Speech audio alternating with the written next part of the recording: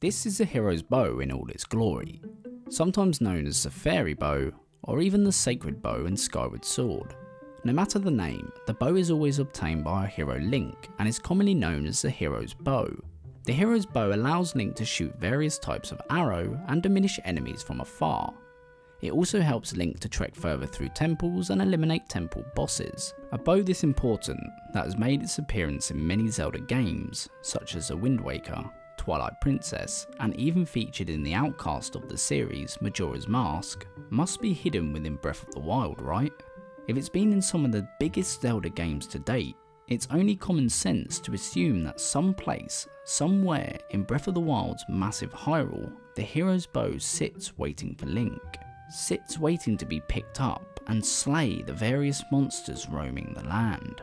And it would appear that a bow, similar in appearance to the hero's bow, could actually exist in the game. This, my fellow friends, is a pathetic replacement we got for our precious hero's bow. No cool name, no hidden chest containing it, no overly powered Draw of Death. This bow doesn't have any of that cool shit.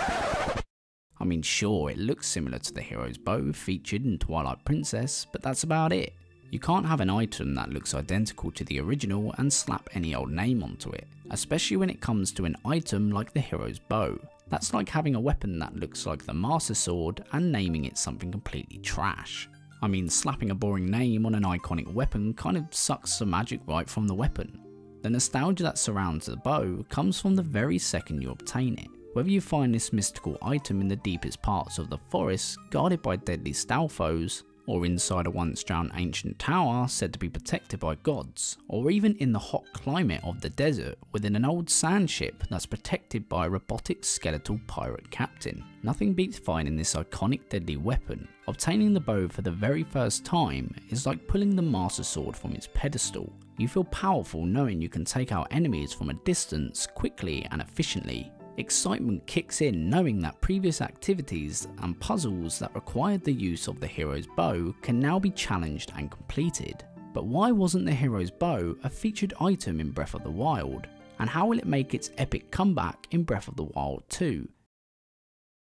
It's no secret that Breath of the Wild has a huge arsenal of weapons and armour. The game sports a total of 107 pieces of armour and well over 100 unique weapons such as spears, swords and even hammers, just to name a few.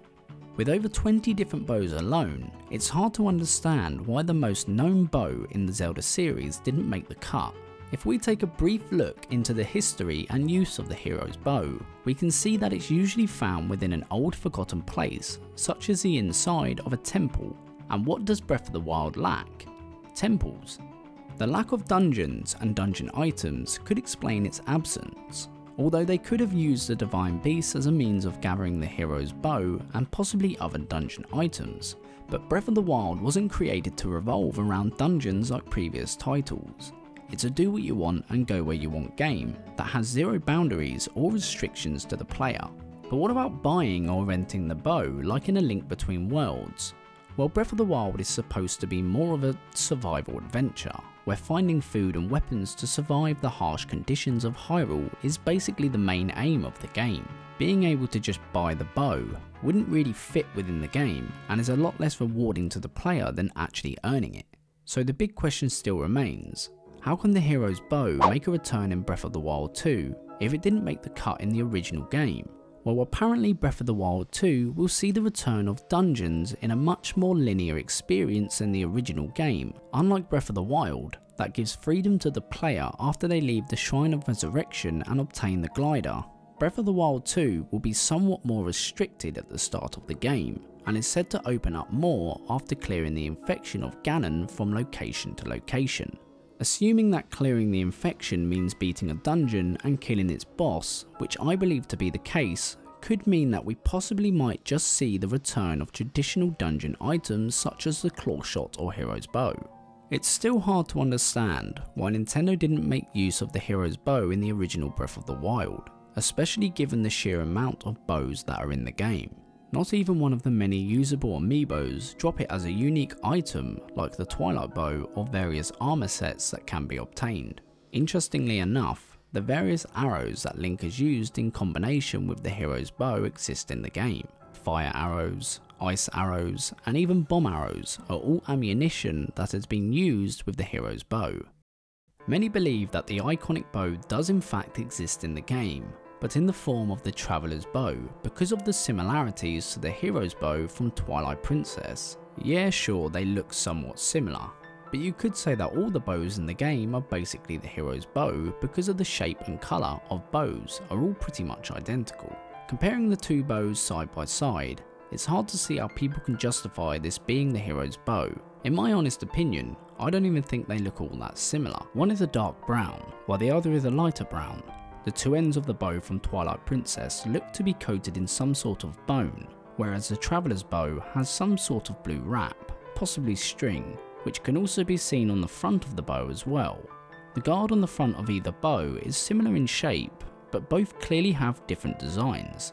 Twilight Princess's rocks a solid guard, while the Traveller's Bow has gaps revealing the wood. The description for the Traveller's Bow reads, "A small bow used by travellers for protection. It doesn't do a lot of damage, but it can be used to attack foes from a distance." If that's the description for the new hero's bow, I don't even want it. Oh, and when it says it doesn't do a lot of damage, it's not kidding. With a base power of 5, this is one of the worst weapons in the game. I'm sorry to have to break it to everyone, but this is certainly not a variation of the hero's bow.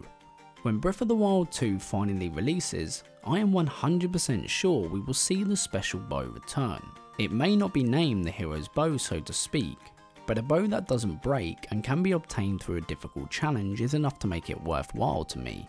I don't just want a cool looking bow that breaks, and then have to find another cool looking bow and then not use it in fear of it breaking. I want a bow that is mine forever, and is a challenge to obtain, one that will last well after the game's story has ended, one that can be customised and upgraded. Being able to upgrade the bow as you progress with the story, so its damage can still remain high as the game progressively gets harder. Also being able to change the way it looks and handles would be really cool as well. I know that I am not alone when it comes to the idea of customable gear and weapons in Breath of the Wild 2. A lot of us would love to see this feature come to the game, not just for bows but all the gear in the game. Being able to dye weapons and armour and change the way we look would add even more variety to the series. I think that it is important for the Zelda team to bring new and different changes to Breath of the Wild 2 to allow it to stand apart from the original. I want to feel attachment to my gear and have a purpose to keep it, other than using it causes it to break.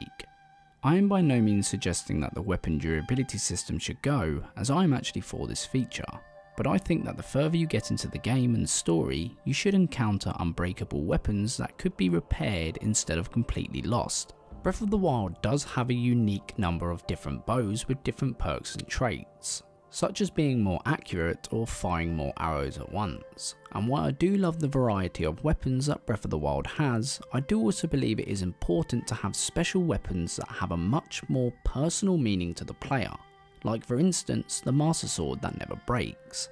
A bow that never breaks and is found within a dungeon after beating a hard boss would be perfect. But what do you think? Will the hero's bow make a return in Breath of the Wild 2? Let me know in the comments section below. Thanks for watching everyone. If you enjoyed this video and would like to see more Zelda related content like this, then be sure to hit that subscribe button and like the video. I would also like to say a massive thank you to my Patreons, Hazel and Some Guy. It really means a lot to me that you value my content enough to support me, so thank you. Of course no one is obligated to support me on Patreon, but if any of you guys would like to help me out, then I would really appreciate it, and the link will be in the description box below. And lastly, don't forget to follow me on Twitter where you can interact with me and suggest future videos. As always guys, cheers for watching and I'll see you in the next video.